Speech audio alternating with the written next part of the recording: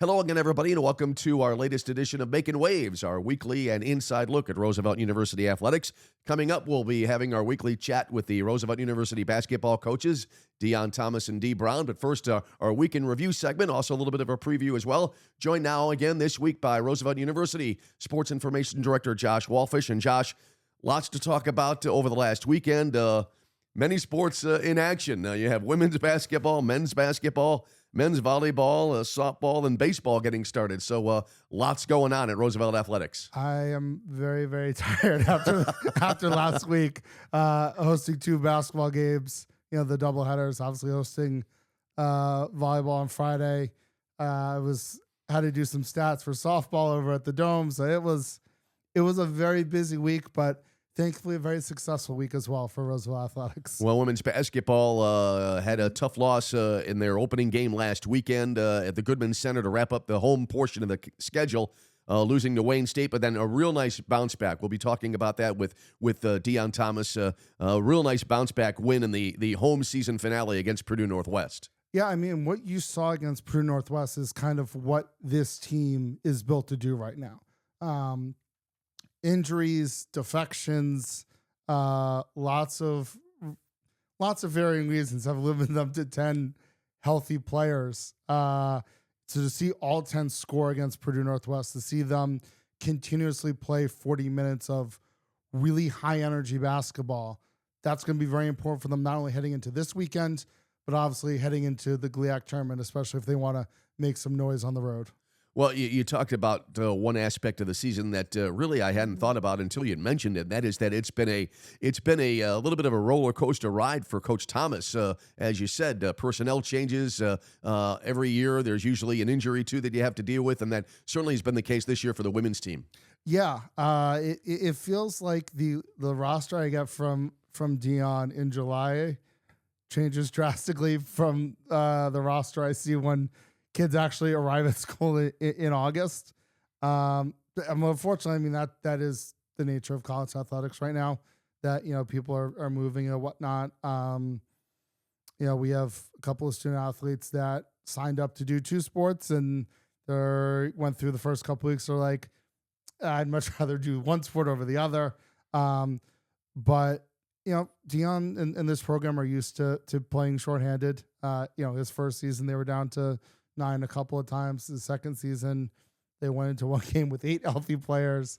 So if there's anyone equipped to handle a short bench, it's Deon Thomas. Well, that and the team has responded very well, don't you think? I mean, considering all that's going on with the team this season. No, absolutely. I think you're seeing a team that understands its roles very well, understands what they need to do.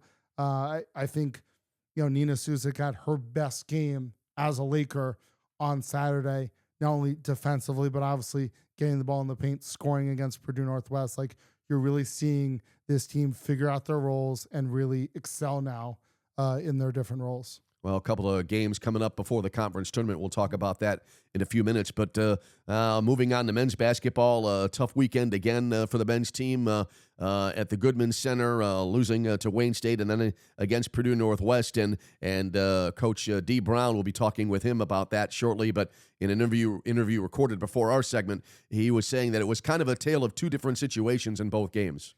Yeah, Wayne State's a good team. And I think you kind of saw that, particularly with how they pulled away there at the end of the first half.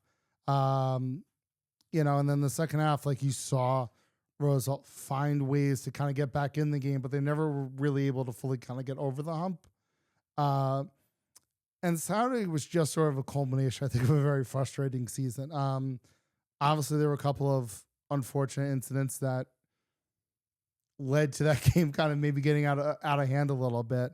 But I think on the positive side, to see Mikey West compete in the second half, like, you could tell how much it meant to him.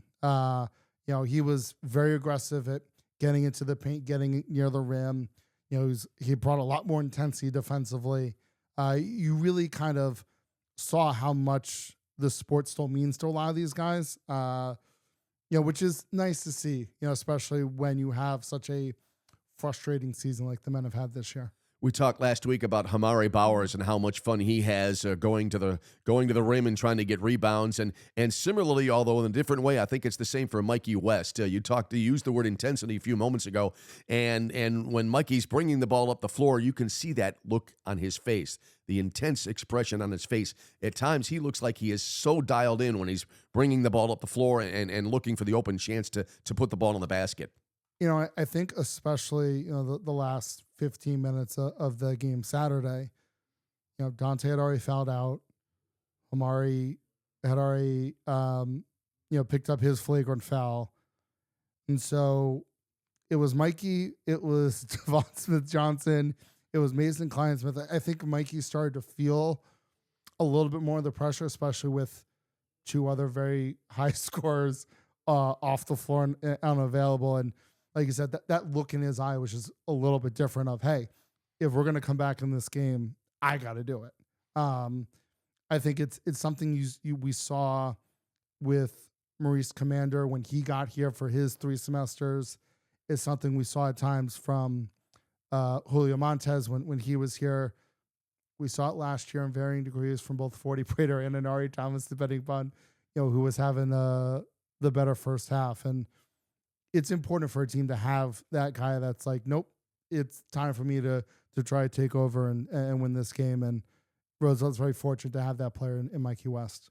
Continuing on now, men's volleyball, and as well a successful week for the men's volleyball squad, getting a win over Wisconsin Stevens Point, 3-2, and then they were able to defeat Trinity Christian. There we go.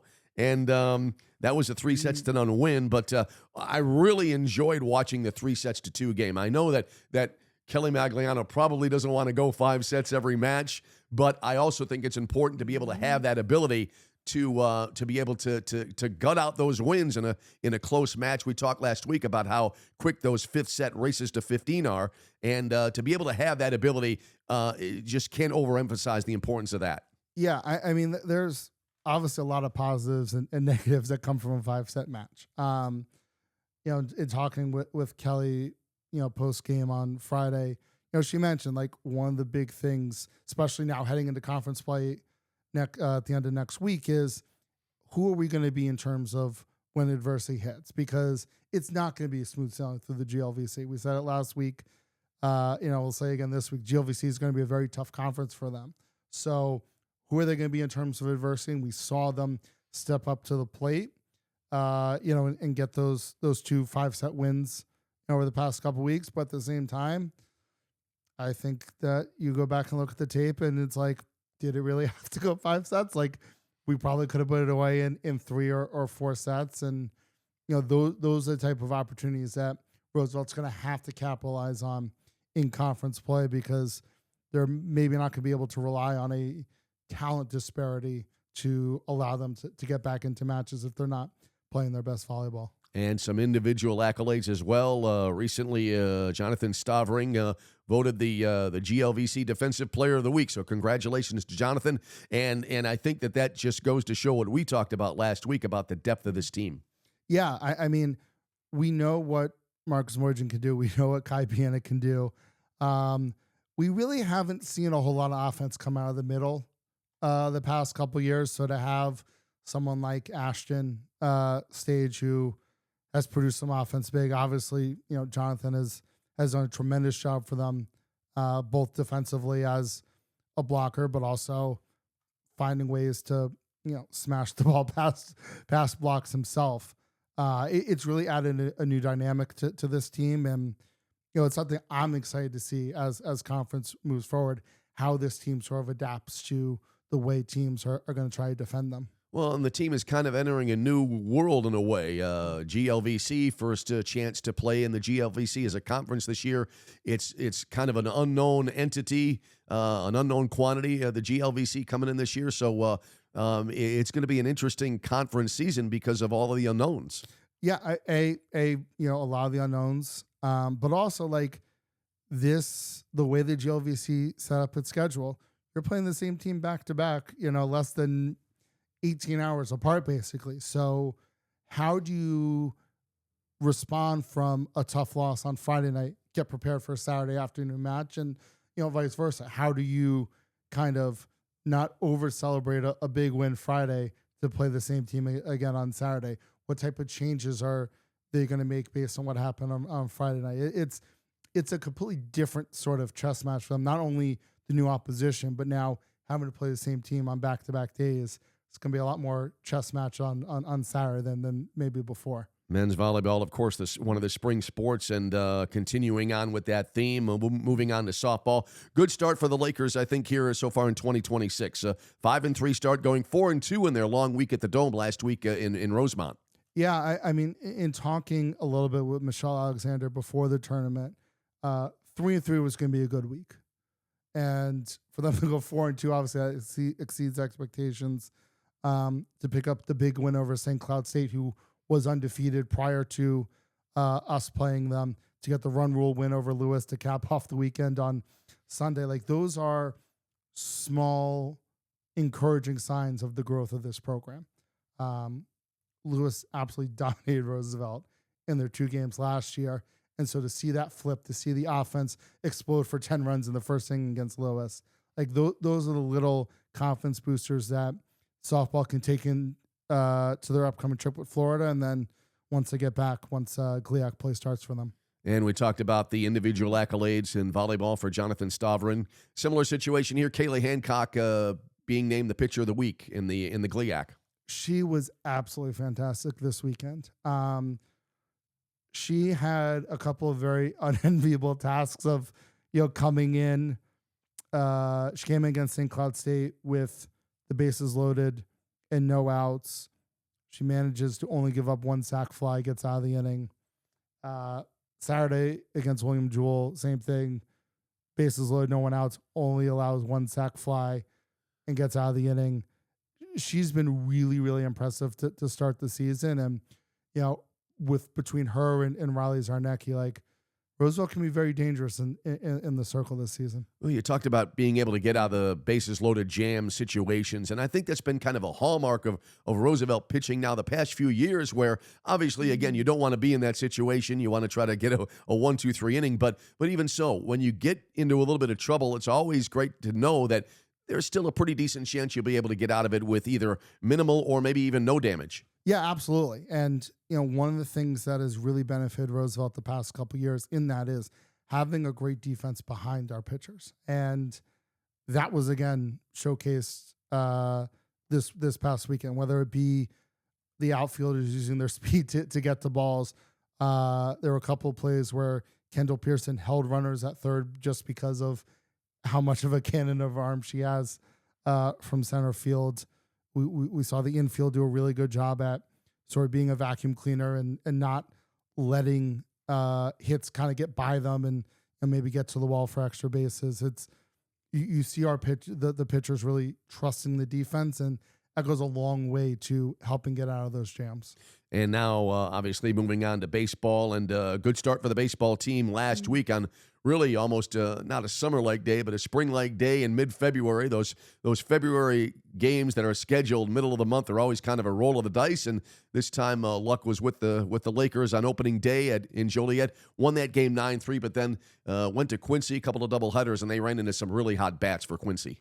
Yeah, I mean, I think you kind of started to see where Roosevelt had some issues last year. Like, let's be totally transparent. Like, the pitching was good at times, and there were times where Roosevelt was getting into 11-10, 12-10 ball games. But it is tough, especially opening weekend, 5 games in a span of 4 days, the amount of pitchers that's going to take.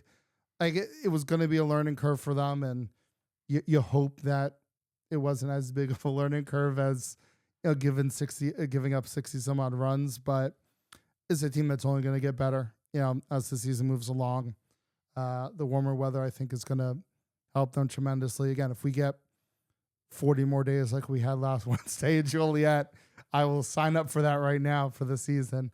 But it's definitely it's a group that is a work in progress, but I think there were also some positive signs, especially in the second game of those both doubleheaders, coming back, having big innings to tie the games, in the 5th, 6th innings. that shows a little bit of resilience. That shows a little bit of heart, and that's going to be important for them moving forward. Well, they'll be on their way to Florida next week, and then I think all of those games, both for baseball and softball, great preparation work because the conference season is. When you look at the calendar, yeah, we're still in February, but that conference season is not far away. Yeah, I mean, especially baseball. Like, just taking a step back, and you look at that baseball schedule next week in Florida. Northwood, top 20 team. Florida Southern, top 10 team. Eckerd's always really good. They got a St. Leo who received some votes last week. Like, this is not going to be an easy task for the baseball team next week in Florida, but you come out of that battle test, you come out of that knowing exactly who you are, and knowing, hey, whatever the GLIAC is throwing at me, it can't be any harder than what I just faced. So that's a win or lose. I think that's going to just sort of be a big confidence boost that, hey, we're battle tested and we're going to be ready for whatever the GLIAC throws at us. Circling back now, looking ahead a little bit for basketball, both women's and men's basketball, heading to the final weekend of the season, and women's and men's teams playing at Northern Michigan and then against Michigan Tech, and obviously for the women's team trying to get into the best position possible for the upcoming GLIAC tournament, and the men's team trying to get a couple of wins here as the season rounds out to an end. I think the men's team is going to really relish in being spoilers this weekend. Like, you think about this. There's two teams tied right now atop the GLIAC in men's basketball, Northern Michigan and Michigan Tech. So Roosevelt's got a chance to have a large impact on who wins the conference, what that seeding looks like for the NCAA tournament. And, if I know our guys, they're going to be ready to make some noise and, play a little bit of a role in how the postseason goes for the GLIAC this year. And on the flip side, this is a women's team that has sort of been chasing the bugaboo that is Northern Michigan for the last couple years. They played them twice when Roosevelt NAIA lost in close games. They lose two really close games last year to Northern Michigan, 1-point game earlier this season at the Goodman Center. It's going to be an interesting battle Thursday with two teams that not only know each other well, but I think really match up really well.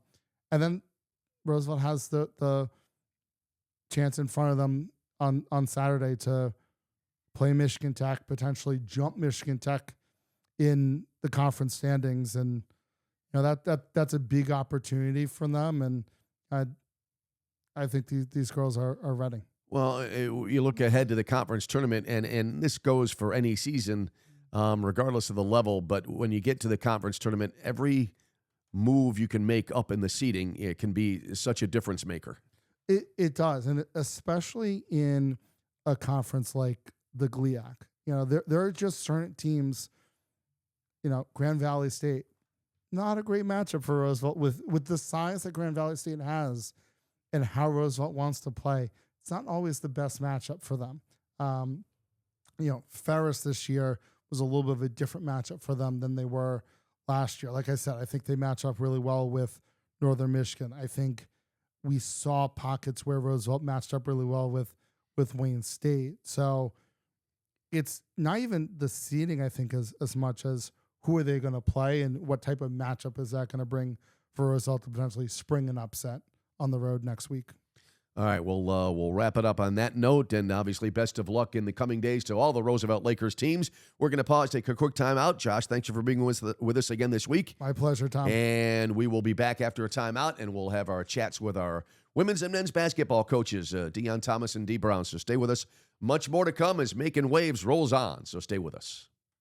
Welcome back as we continue on this week's edition of Making Waves, heading into the final weekend of basketball for 2026. Two huge games coming up for the women's basketball team after another big weekend last weekend at the Goodman Center to round out the home season. Joined now by Roosevelt University women's basketball coach Deon Thomas. And Coach, thank you again for joining us. And looking back really quickly, first of all, before we look ahead, and a couple of games last weekend to close out the home season. Tough loss against Wayne State, but a real bounce-back victory then last Saturday afternoon over Purdue Northwest. Absolutely. Thanks for having me. Yeah, the Wayne State game was tough because I thought we defended well, but they just hit shots. They shot 50% from the floor, 50% from three, and 93% from the free throw line. So they didn't miss many shots. I mean, we forced turnovers. They were contested shots. They weren't just wide open and rhythm shots. I thought we played really well. And we shot the ball well, too. We scored 70-something, so it was just a high-scoring game. And they went on a run that we couldn't overcome from. Like, we were trading baskets. But like you said, we had a great bounce-back win against Purdue Northwest. It was a great team effort. Had 22 assists. Everyone got a chance to score. Thought our defense was stifling, especially in the second half. So it was just a fun weekend. Going back to the first game, you mentioned about something with regard to the shooting percentage for Wayne State. Do you ever have a feeling as a coach sometimes on the sideline when the opposing team is just throwing everything in and you're thinking, how can we overcome this? What do we have to do to try to make some headway? Yeah, you try. Like they just couldn't miss, and there's a play that's vivid in my mind still, where Gabby, number 15, had the ball in the wing with like 7 seconds to go before the halftime, and she jab step, and BK just jumped back in a little bit. She was there. It was great defense. Then she shoots a 3 in her face still, and our coaches are yelling like, "You got to do better." I was like, that was a professional move. So when they have a bunch of seniors playing like they're seniors, like it's hard to beat. So we tried different adjustments. Like we couldn't, like we went zone a little bit. We tried to press. We tried to like run and jump. But again, their ball movement was great. I even told their coach at the end of the game, like, you guys moved the ball, you shared the ball. She wasn't pleased with the amount of points she gave up against us. But like I said, we hit shots too. It wasn't like, it was a good game. But again, they came over top. Hats off to them. I think Wayne State's probably the hottest team in the league right now. Looking back then at the second game of the weekend, the win over Purdue Northwest, pretty good margin there, 87-61. What do you think was the key to that game? What did you feel was the one thing that may have been the key factor to getting the win? We played Purdue Northwest my first year here, and they got us. So since then, I keep hanging that over the girls' head. Like, they're our rival, even if it's not an official rivalry. So we got to show up and we got to compete. Because they beat us. They beat us pretty good that time. So since then, they're always fired up to play them. It's probably our closest game we get besides Parkside. So they get fired up for those self-proclaimed rivalries. I don't know if Parkside or Purdue Northwest feels the same way, but so no, the girls are just always excited to play them because they're so close. You see a lot of the same kids from AAU, from the same area. They got some Illinois kids on the roster. Some of the JUCO kids played together. So it's always fun just to compete against them. It's interesting that you mentioned the fact that you can always go back to a game, not necessarily in the current season, but maybe 1 or 2 years back and kind of use that as motivation, can't you? Oh, absolutely. We're going to do it for Northern. It's always a close game when we play them. It's been 1 point, 2 point. Like we've been in the game every single time against them. I think they got one big win over us last year for senior night. But like we pull from those prior experiences, even if it's not the same kid. It's like, hey, we're there. We've been in the game. Like, we got to do X, Y, and Z to make sure we're on the right side of this. Do you feel that any rivalries are starting to build up involving Roosevelt in the GLIAC after about a year and a half in competition? I'll probably say Parkside and Purdue Northwest for sure. So, like, Parkside got us twice last year. We got them twice this year. I love Jen as a coach. She's a great coach. They do some good things. But I think it's always fun. It's always a tough battle. Like, both games, single-digit margins this year and last year, so we're right there. So I would say that a team I would love to have a rivalry with is Wayne State, just because it's like the tale of two cities, right? Detroit, Chicago. But we got to win. We got to win for it to be a rivalry, right? So they beat up on us a couple times here. So, but it's always a competitive game when we play them. So I would like that to form a little bit as well. We've talked so often about the New Year's Day game being such a signature moment for the team in a way. The win with the last second shot from Marie Outlay over Parkside. Those are the kind of games that can kind of plant a seed to a rivalry, can't they? Oh, absolutely. And like I said, it's been like that. When we played them at their place last year, it was a close game. They ended up beating us, and they here last year close single-digit games. So when it's close and nail-biter every single time, those are the fun games, So I would love it for it to be an official rivalry or do something like, yeah. Looking ahead now, getting closer and closer to the postseason. 2 games remaining, both on the road. Long way to travel here this coming weekend. So a little bit of a challenge in that regard. But looking ahead to the weekend, how do you see it playing out, or how do you see the games perhaps developing a little bit? I'm excited. The girls are excited, especially for that Northern game. They beat us by 1 here. It was 83-82 last time we seen them. So they want to go back up there and compete. A lot of them haven't been to the UP, at least that part of the UP. We all went to Lake State, so they're excited to just wrap up the season together on the road. Both games should be extremely competitive with Tech and Northern, so we're excited. Well, and there's nothing like playing meaningful games this late in the season, is there? Absolutely. Like, we're playing for something. We're playing for seeding, right?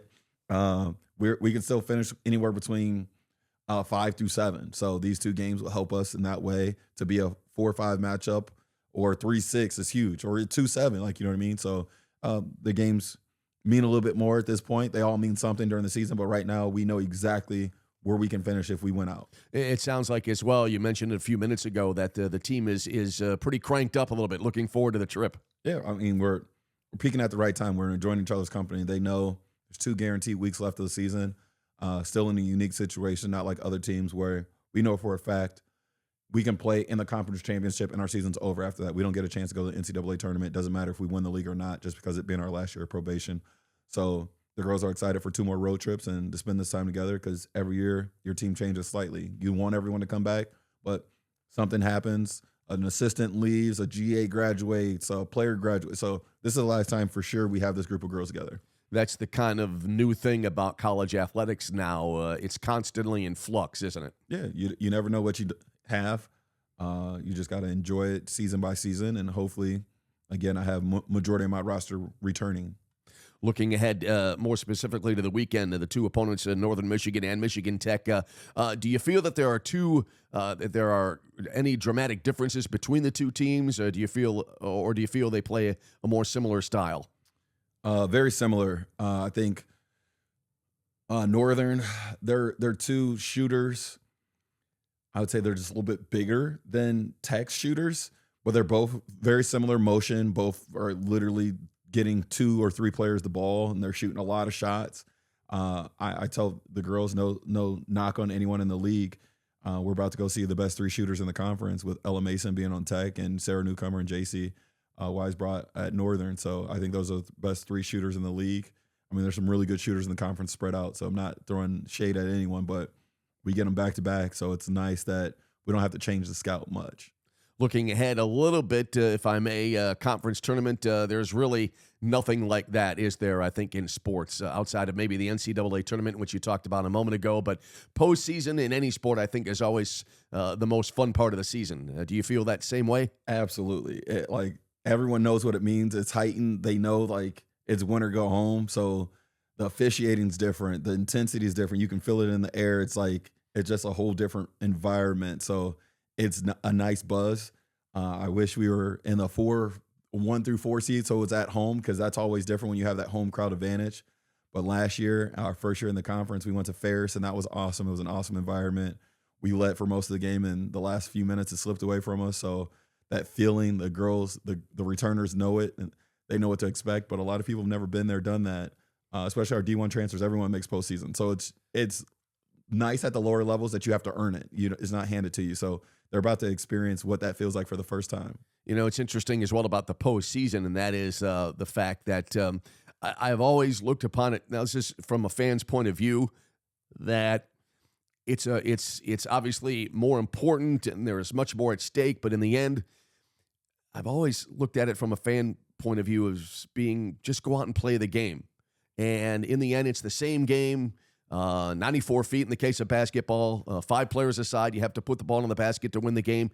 But is there any way to really approach it as just another game when you're in the postseason? I mean, yes and no. I feel like it is just another game. You got to play. But now I like to tell the girls, too many my bads to get you beat. Or before, you have a my bad because there's another game where you don't have to die for that loose ball. That loose ball might cost us your season right now. So the girls understand that when it gets to this point in the season. They understand every possession matters, every turnover, every shot, every missed layup matters. So there's just more to it. So I think that's the fun part, because you try to create pressure situations throughout the season where this is that pressure situation. Now you're living it out where you didn't do the one thing that we talked about, and we're going to see success, win or lose, because of it. It's amazing when you get to this point in the season, maybe sometimes even in the regular season when you might have a conference regular season championship to play for. Everything is so magnified, isn't it? Oh, absolutely.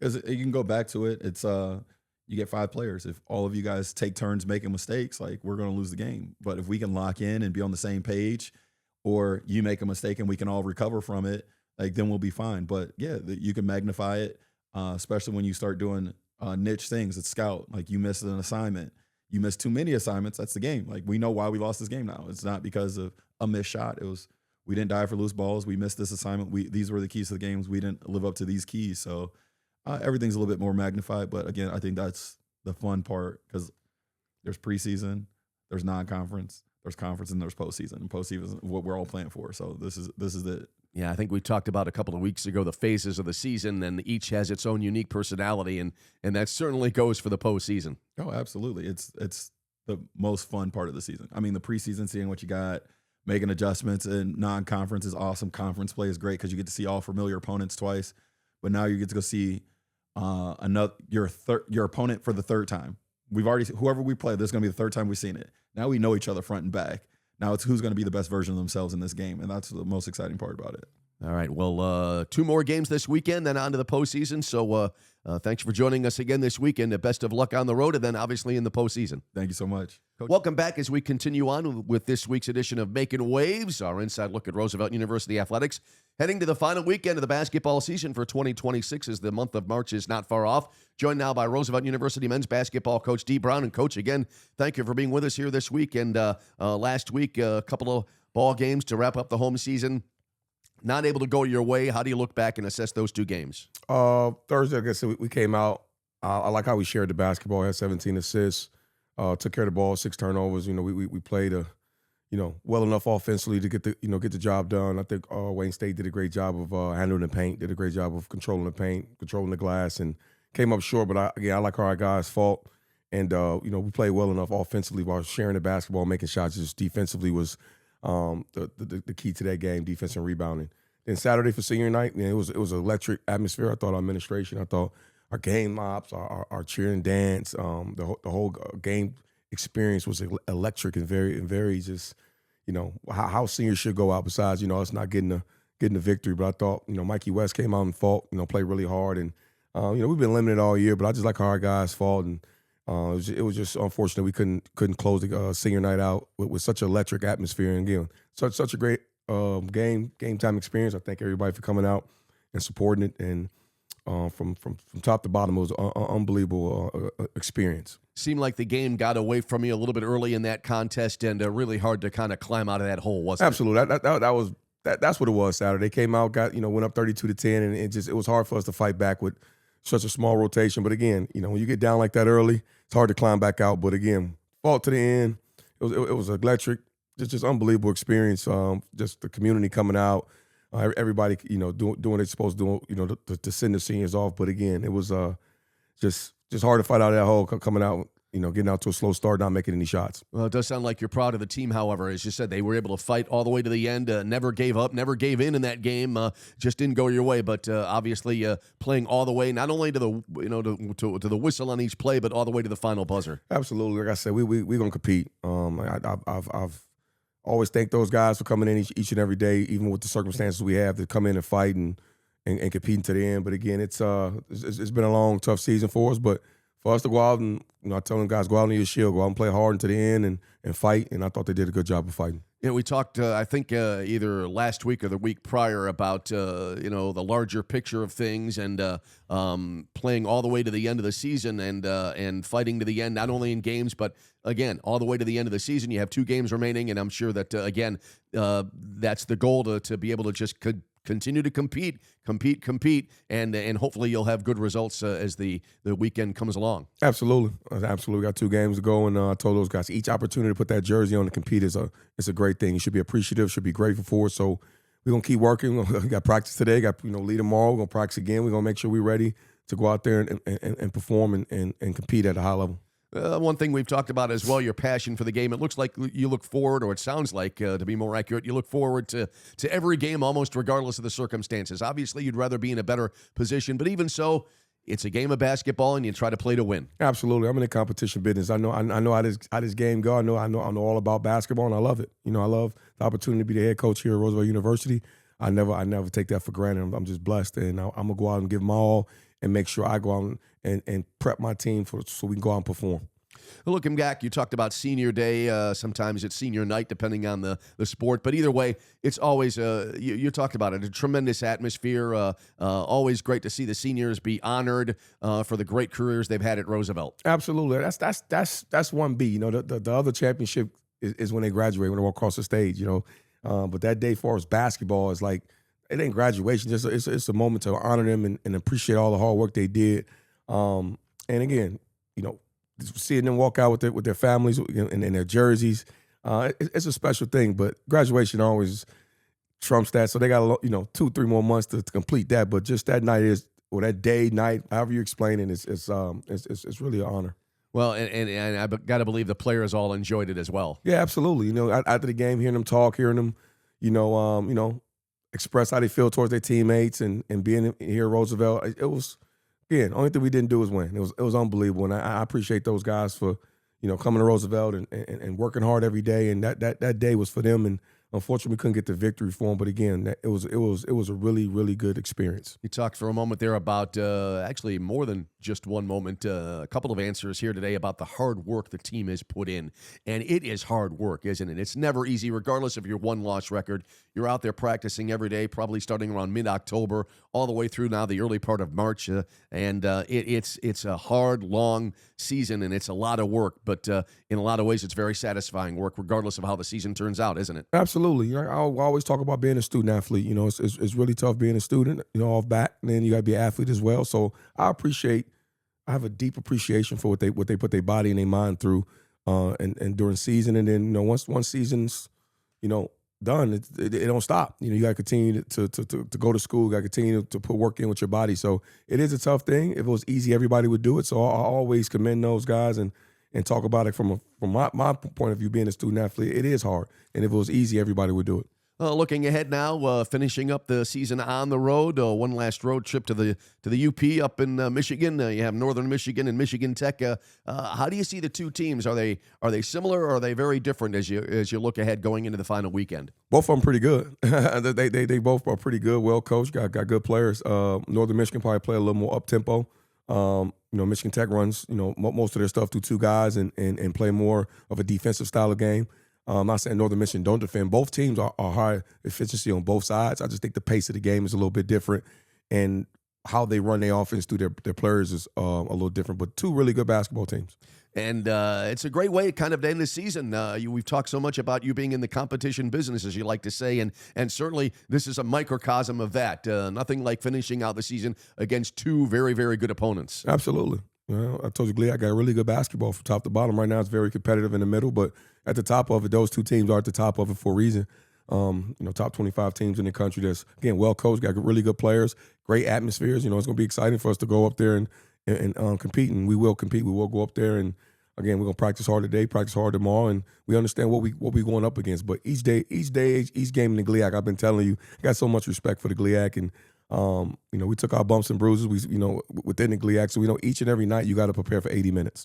Looking back over the season as a whole, and I think this is not particularly in regard to this season, but any season, talked about the hard work that the players put in. It is such an emotional roller coaster as well, isn't it? Yes. Every season. Highs, lows. I mean, you can experience almost every emotion imaginable during a season, can't you? Absolutely. And you got to, talk those guys through it, give them, keep encouraging them, keep trying to keep them as positive as possible, because it is a roller coaster. There is a mixed emotions, because when you start talking about winning and losing, but also you got to talk about performance. When you're not playing well, when you're playing well. And I said this, I think this is my third time telling you guys on those podcasts, how you handle adversity, how you handle success, it really shows me what kind of man, what kind of person you are. Because when you're at the top, how do you treat people? How do you act? How do you come to work? When you got a little failure, you got a little adversity that hit, how do you still come to work? How do you treat people? And I think for us, how do we handle this adversity we've been going through is I commend our young man. And then we had a little success, got a victory here or there. You still come in with that work-like mentality and really put the time and all the work you need to be successful. We talk so much about the team and the one-loss results and where the season might go and the effort to get to the postseason. And the same applies, though, to individual players as well, doesn't it? The highs and lows an individual may experience. And is that something as well that you have to try to focus on throughout the season, kind of simultaneously with the team effort? Oh, absolutely. Basketball is more than just X's and O's. It's more about, you know, personality management. You got to be able to handle the personalities that you have in your locker room and really help them grow. And in times of for failure, games where they don't play well, games they go out and perform well. It's all teaching moments, and I use those things every single day to try to motivate them and keep them on course.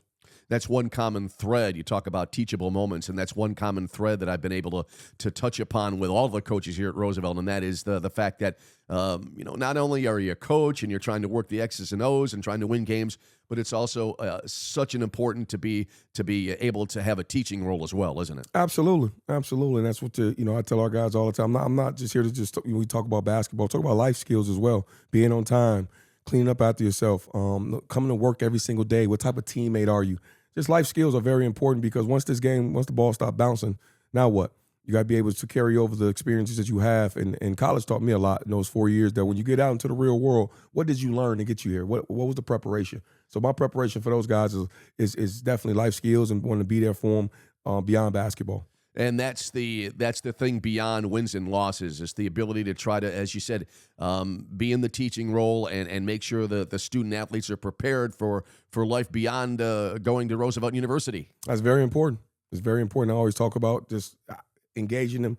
When you're in this community, make sure you network. Make sure you talk to other people. Make sure you be friends outside of basketball because it will help you understand that everybody's got their own path through life and what you learn and you can help somebody. What they learn, it can help you as well. You're gonna learn for the rest of your life. You never stop learning.